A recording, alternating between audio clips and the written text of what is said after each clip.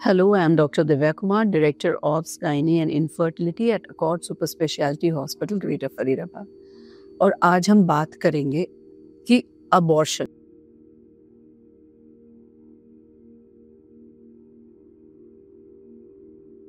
चाहे स्पॉन्टेनियस हो, चाहे आपने खुद टर्मिनेट कराया हो बेबी को, उसके बाद आपको अपनी देखभाल कैसे करनी चाहिए। अभी अपने लास्ट वीडियो में मैंने थोड़ी चर्चा करी थी कि फर्स्ट ट्राइमेस्टर अबॉर्शन के क्या क्या कारण होते हैं। तो इसी सीरीज को आगे बढ़ाते हुए आज हम जानेंगे कि एक बार अगर अबॉर्शन हो गया, चाहे वो स्पॉन्टेनियस हो गया, मतलब अपने आप ही सारी प्रेगनेंसी आपकी खराब हो गई, या फिर आपने करवाया बिकॉज वो अनवांटेड प्रेगनेंसी थी, या किसी और रीजन से करवाना पड़ा, यानी कि बेबी में कोई कंजेनाइटल डिफेक्ट थी जिसकी वजह से आपको टर्मिनेशन कराना पड़ा। तो इन तीनों केसेस में एक बार अबॉर्शन हो गया तो फिर हम उस अपना ध्यान हमें कैसे रखना चाहिए। तो सबसे पहली बात जो यूजुअली हमारे से पेशेंट पूछते हैं कि मैडम रेस्ट कितने दिन का करना है। तो अगर प्रेगनेंसी कम दिनों की है, मतलब फर्स्ट ट्राइमेस्टर, उसमें भी मान लो 6 हफ्ते 7 हफ्ते की प्रेगनेंसी होती है, और अगर ये अबॉर्शन प्लान्ड तरीके से कराया गया है, मतलब अनवांटेड प्रेगनेंसी थी, आप एडमिट हुए और आपको सर्जिकल मेथड से आपका टर्मिनेशन कराया गया, तो ऐसे केसेस में बहुत ज़्यादा रेस्ट की ज़रूरत नहीं होती। 2 to 3 डेज काफ़ी होता है, और उसके बाद आप खुद नॉर्मल फील करते हो और आप अपना वर्क रिज्यूम कर लेते हो। जब हम मेडिसिन के थ्रू ये टर्मिनेशन कराते हैं, तो मेडिसिन में वैसे ये टर्मिनेशन का प्रोसेस 10 से 15 दिन का चल सकता है, बट उसमें एक्चुअली रेस्ट की ज़रूरत होती नहीं है। जिस दिन ब्लीडिंग हैवी होती है, हम उसी दिन इंस्ट्रक्शन देते हैं, अगर कोई भी फीमेल वर्किंग है तो वर्क प्लेस पे जाएं तो वो फुल्ली प्रिपेयर्ड होके जाएं, मतलब सैनिटरी पैड लेके जाएं, कोई भी दर्द की दवाइयाँ होती हैं वो लेके जाएं, बिकॉज जब हम मेडिसिन के द्वारा ये अबॉर्शन कराते हैं तो वो थोड़ा पेनफुल होता है, और पेन आपको एक्चुअली परसीव होता है। पेन तो तब भी होता है जब हम सर्जिकल मेथड से कराते हैं, लेकिन क्योंकि वो बेहोश करके किया जाता है या एनेस्थीसिया दे के किया जाता है, तो उस पेन का परसेप्शन नहीं होता। तो ये तो रेस्ट की बात है। कभी कभी ऐसे केसेस में भी होता है जब आपके इनकम्प्लीट अबॉर्शन होता है, यानी कि आपके बॉडी में अबॉर्शन का प्रोसेस शुरू तो हो गया बट वो अपने आप से कंप्लीट नहीं हो पाया है। ऐसे केसेस में ब्लीडिंग बहुत प्रोलॉन्ग होती है, और क्योंकि बहुत लंबे टाइम तक ब्लीडिंग होती रहती है, तो उसमें कई बार इन्फेक्शन के भी चांसेस होते हैं और बहुत ज़्यादा वीकनेस हो जाता है। तो ऐसे केसेस में आपको 3 to 4 वीक्स तक के रेस्ट की ज़रूरत हो सकती है।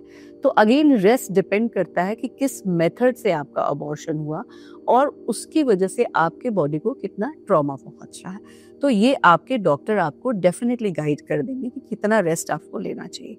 देन कमिंग टू अबॉर्शन के बाद आपका डाइट कैसा होना चाहिए, क्योंकि आपके बॉडी में बहुत सारे हार्मोनल चेंजेस होते हैं, और जैसे ही प्रेगनेंसी आपकी बॉडी से निकलती है बाहर, तो वो कुछ हार्मोनल चेंजेस को वापस से जाने में टाइम लगता है। तो ये वो टाइम होता है जब आपके बॉडी को एक हेल्दी न्यूट्रिशियस डाइट की जरूरत होती है। और हर प्रकार के अबॉर्शन में, चाहे हम पिल्स के थ्रू कराएं, चाहे वो स्पॉन्टेनियस यानी अपने आप हो, या सर्जिकल मेथड के थ्रू हो, उसमें आपके बॉडी से ब्लड लॉस तो होता ही होता है।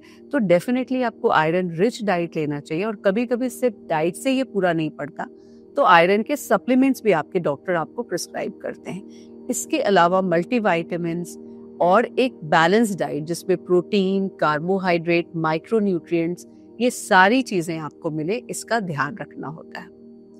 अब हम बात करेंगे कि ब्लीडिंग कितने दिन होती है। अगेन ये डिपेंड करता है कि किस मेथड से आपका अबॉर्शन हुआ।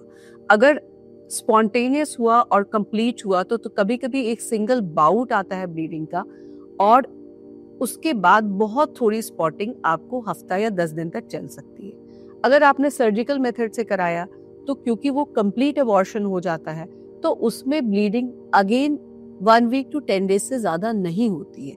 लेकिन प्रॉब्लम तब होती है जब ये इनकम्प्लीट अबॉर्शन होता है, यानी कि अबॉर्शन का प्रोसेस शुरू हो गया और फिर ब्लीडिंग थोड़ी थोड़ी चल रही है। तो जब भी 1 वीक to 10 डेज से आपको ज्यादा ब्लीडिंग होती है और आप प्रेग्नेंट हो, तो डेफिनेटली डाउट होना चाहिए कहीं अबॉर्शन की तरफ तो नहीं बढ़ रहे हो, तो आपको अपने डॉक्टर से जरूर मिलना चाहिए। तो एनी ब्लीडिंग आफ्टर अबॉर्शन अगर 1 वीक से ज्यादा जा रहा है, तो तो वो कभी कभी इनकम्प्लीट अबॉर्शन का लक्षण होता है, और जो हम आपके सिम्टम के थ्रू और एक अल्ट्रासाउंड के थ्रू पता कर लेते हैं। तो आपको अगेन अपने डॉक्टर से जरूर मिलना चाहिए। देन इसके अलावा कई बार ये भी हमारे से पूछा जाता है कि अब तो अबॉर्शन तो हो गया, हम कितने दिन के बाद प्रेगनेंसी प्लान कर लेते हैं। तो आइडियली आपके बॉडी को 1 to 2 साइकिल का जरूर रेस्ट देना चाहिए, बिकॉज ये एक हार्मोनल हार्मोन्स आपके बॉडी में आते हैं, फिर वो जैसे प्रेगनेंसी निकलती है वो हार्मोन्स फिर से नॉर्मल होने में लगभग 6 हफ्ते का टाइम लग जाता है। तो इसके बाद ही आपकी बॉडी दोबारा प्रेगनेंसी के लिए रेडी होती है। लेकिन अगर आपने कॉन्ट्रासेप्टिव नहीं यूज किया तो कभी कभी इमीडिएट प्रेगनेंसी भी हो जाती है नेक्स्ट साइकिल में ही। तो ये अगेन एक बात बहुत ध्यान रखने वाली है कि अगर आप सेक्सुअली एक्टिव हो रहे हो तो आपको डेफिनेटली कोई ना कोई कॉन्ट्रासेप्शन का यूज जरूर करना चाहिए, और इस टाइम के लिए बेस्ट होता है बैरियर कॉन्ट्रासेप्टिव या कॉन्डोम्स। देन कमिंग टू की प्रेगनेंसी कब करनी चाहिए, तो जैसे मैंने बताया कि 1 से 2 महीने का गैप जरूर दें आप, ताकि आपकी बॉडी रिगेन बैक कर जाए।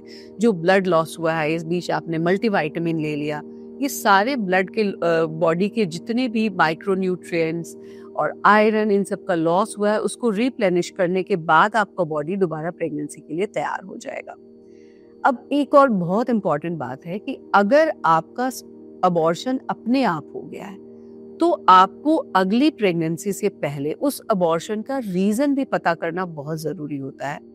मतलब रीजन क्या था जिसकी वजह से बेबी की या फीटस के अंदर मतलब माँ के वुम के अंदर ही डेथ हो गई या अबॉर्ट हो गया ये फीटस।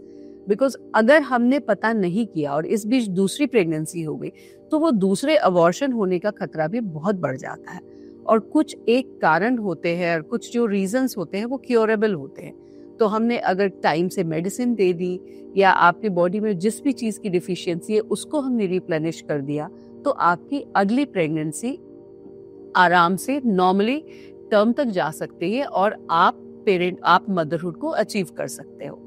तो इसके अलावा जब भी अबॉर्शन होता है, चाहे वो सर्जिकल मेथड से हो या आपका इनकम्प्लीट हो गया और उसको हमने फिर क्लीन किया, उसके बाद हम एंटीबायोटिक का कोर्स जरूर देते हैं, तो वो जरूर आपको पूरा करना चाहिए। बिकॉज उस समय यूट्रस का माउथ ओपन होता है और वो ससेप्टेबल टू इन्फेक्शन होता है। इतना ही नहीं, जब हमने सर्जिकल मेथड से हम क्लीनिंग करते हैं तो यूट्रस के अंदर के साइनसेस भी ओपन हो जाते हैं। तो कोई भी इन्फेक्शन अगर असेंड करके यूट्रस में जाता है तो वो पूरे बॉडी में फैलने के उसके बहुत ज़्यादा चांसेस होते हैं और वो एक सेप्टिक अबॉर्शन का रूप भी धारण कर सकता है, जो कभी कभी एक्सट्रीम केसेस में माँ के लिए जानलेवा हो सकता है। तो एंटीबायोटिक का कोर्स अगर आपके डॉक्टर ने प्रिस्क्राइब किया है तो आपको तो इन सारी बातों का अगर आप ध्यान रखेंगे एक अबॉर्शन के बाद, तो आप जल्दी ही you will gain back to your normal life and your body will prepare for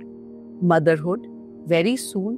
और आपने अगर ये सारे इंस्ट्रक्शन फॉलो किए तो आप आराम से एक अगली प्रेगनेंसी की तरफ बढ़ सकते हैं और मदरहुड को अचीव कर सकते हैं। Thank you.